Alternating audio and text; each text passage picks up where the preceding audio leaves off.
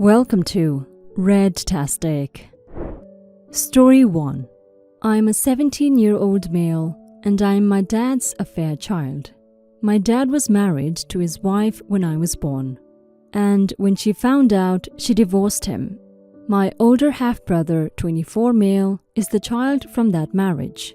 After the divorce, my dad tried to stay involved in my life, but his family shunned me completely, including my half-brother, my dad's ex-wife, and most of his relatives. I barely had a relationship with that side of the family growing up. I grew up with my mom, and my dad would visit when he could. He passed away recently, and since he didn't leave a will, his estate has been forwarded to probate. I found out that the estate was to be split equally between me and my half-brother. Apparently, my dad's sister, my aunt, was counting on receiving something from the estate to help support her kids. Since my dad didn't leave a will or leave anything specifically for her, my half-brother wants me to sign over my share so he can give it to her, saying that she's struggling and that my dad would have wanted to help her.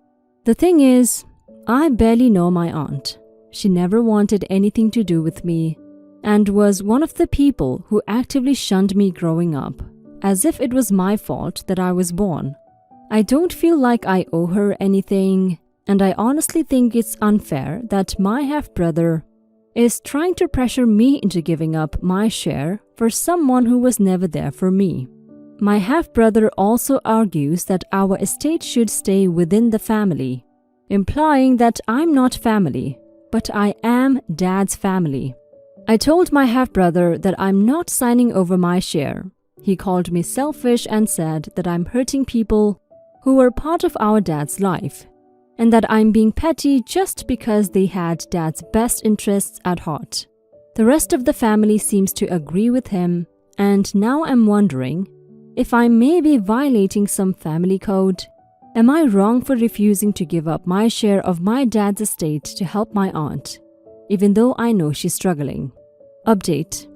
1.5 years later, I finally got my share of the estate. It is upwards of $600K, which is a lot of money. We're selling the house and splitting the proceeds. My half-brother and aunt have called me every name in the book and even slandered me on Facebook. They were in complete disbelief that I actually went through with keeping my share. They only stopped after I threatened legal action against them, so they've been silent for the past few weeks. Life is good now. I'm in college and I'm planning to buy a house and move my mom in with me. After everything, I'm glad I stood my ground and didn't let them bully me out of what was rightfully mine. Edit. No such thing as inheritance tax where I'm from, so all good. You're not the a-hole, OP. I understand your half-brother and your dad's family not wanting anything to do with you. That's their decision, and it's okay. You don't know them, they don't know you, and in turn, you don't owe them anything. So, your half-brother telling you to give up your share of your inheritance to give to your aunt is absurd. You don't owe her anything. Your half-brother knows her. She has been his aunt all his life. If he genuinely cared for her, he shouldn't be badgering you to give her money. He should do it himself because they're family. I'm glad you stood your ground and kept your inheritance. I hope you spend it well. Good luck, OP. Story 2. Am I the a-hole for upgrading my ticket knowing that my sister expected me to help take care of her kids on the flight? My sister and I live in the same city, but our parents moved to another country for retirement. They flew us out for their anniversary. Our parents buy all of us tickets on the same flight. My sister has 2 kids, a 6-month-old and a 5-year-old. She is currently separated from her husband, so she would have to handle 2 children by herself on a 10-hour flight. Or so I thought. She calls me up a week or so beforehand and asks me if I will be willing to help her take care of her kids on the flight, and something about taking shifts so we can both sleep. I tell her that I wasn't comfortable with that, but she says, "Nephew loves you so much, so we can work something out on the flight," and hang up. I was pissed. I didn't sign up for mid-flight babysitting. I called my airline office and asked if they had any business class seats available. They said yes, and I upgraded using a mix of points plus money. The upgrade cost me $50 out of pocket, the rest covered by my frequent flyer miles, and it was money well spent to be able to sleep. I get to the airport, check in, and wait around for my sister to show up. She does, and I eventually tell her that I upgraded. She didn't seem too happy. She still sends me little screenshots of how important family is and how we should care about them. I mean, the only reason why I upgraded was because she expected me to babysit, and I didn't give her a heads up. And for everyone that said I didn't tell her, I didn't want to do it, I did.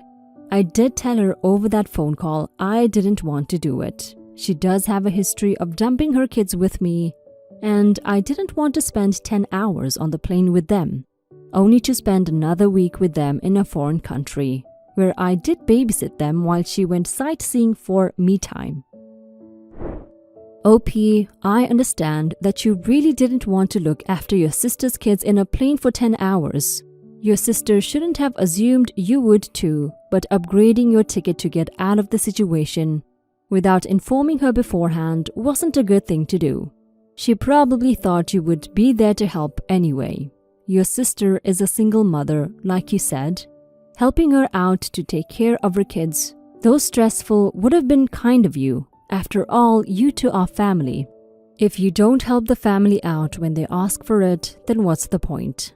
Now for some comments. Everyone sucks here. I'm surprised by all the not the a-holes. Like, no, they are not your kids. But if you had love or compassion for your sister, you should have at the very least let her know ahead of time. I think you should have helped her out. A 10-hour flight can be stressful just worrying about yourself. And while it would have been slightly inconvenient and annoying, I feel like that's something you do for family. How would you have felt if they announced the plane was going down? Would you have regretted not being there with your family? I'm going with you're the a-hole. You're within your bounds to say no and upgrade so you don't have to be around them, but it is kind of a crappy thing to do. Your sister has an infant and a 5-year-old. Yeah, she signed up to be a parent, but she didn't plan to be going through a separation from her husband when she had kids. Single parenting is hard enough on a normal day, let alone a 10-hour international flight. A lot of times, young kids and babies don't do great on flights, especially long international ones. So, I mean, I get why you would want to say no, but they are your family. Some things you just do for family because you love them. Also, if the kids were having a difficult time, you could have possibly helped out and made it easier for them. But you decided not to.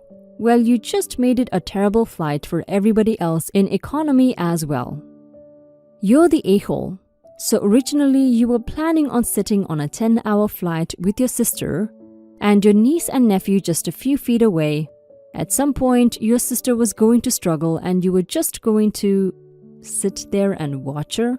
Do you have any idea how exhausted she must be dealing with a 6-month-old and 5-year-old? She had a baby 6 months ago, and now she is separating from her husband. This is seriously one of the most stressful periods of her life. Yes, she chose to have kids, but don't you think she probably expected her husband to be there? She asked you to help. All you had to do was say no, not secretly upgrade your flight. God forbid you need help in the future, because your sister won't ever forget how you were not there to support her. Story 3. Am I the a-hole for making my daughter wash dishes that she didn't contribute to? So, we have a problem with piling up dishes. Because of that, I made a rule in the house that whoever contributes to the pile has to take turns washing the pile. Sounds good, right? Well, my daughter, 16, has come to the conclusion that she is somehow exempt from this. How can I put it? She hates the messes in our house and is so obsessed with keeping her area and stuff tidy, to the point where she never leaves even a fork in the sink, even before the rule. Her reasoning made sense, I guess, so I let it slide. But after a few weeks of this, it really started to annoy me how she just sits there doing whatever the hell she wants, while my other kids take turns working their ass off. So I went up to her room and told her that it was her turn to wash the pile. And she said, "What? You know I don't ever leave my dishes." And I basically just told her, "Too bad, it's your turn." And she got annoyed and said why should she have to deal with everyone else's mess, and had the absolute nerve to say, maybe there wouldn't even be a pile if everyone actually bothered to wash their own dish right away and not have it soak for 3 days straight. At this point, I snapped at her, and I'm having her wash duty for the next 3 weeks starting now. I made her wash the dishes, but she was clearly pissed the whole way through. But I don't care, because you should be helping out your family. If she doesn't like the mess, then she can suck it up and clean it herself, not make it everyone else's responsibility. Am I the a-hole for making her wash dishes that she didn't contribute to? Now for some comments. You're the a-hole, big time. She's not just sitting there doing nothing. She's already done her part. Clean up your own mess and make your other kids clean up their own messes. Or be the parent and do your job. I'm all for having kids do chores, but it sounds like you do nothing from the way you describe this. I really hope you don't force your responsible daughter to clean up after the rest of the irresponsible people in your house. You're the a-hole. Not only that, but who the hell in a family of however many it sounds like lets dishes soak for 3 days? It sounds like your daughter is the only one who doesn't want to live in filth. It would be one thing if she also contributed to the mess, but if she is the only one doing anything about it willingly by washing her stuff right away, I would get on your other kids' backs about it, or buy a dishwasher, or wash them yourself. You're the a-hole. Your daughter clearly keeps herself and her living area tidy, and further, you have stated that she washes her dishes as she uses them. Instead of being angry at her, you might instead take her actions as an example and implement the rule that everyone washes their dishes as they use them. The only exception would be if someone cooked a meal for the entire family. That person really shouldn't have to do all the dishes from the meal. Dishes piling up in the sink or on the counter is the clearest example I can think of that people either don't care about their home or are suffering from depression or have a mental disorder.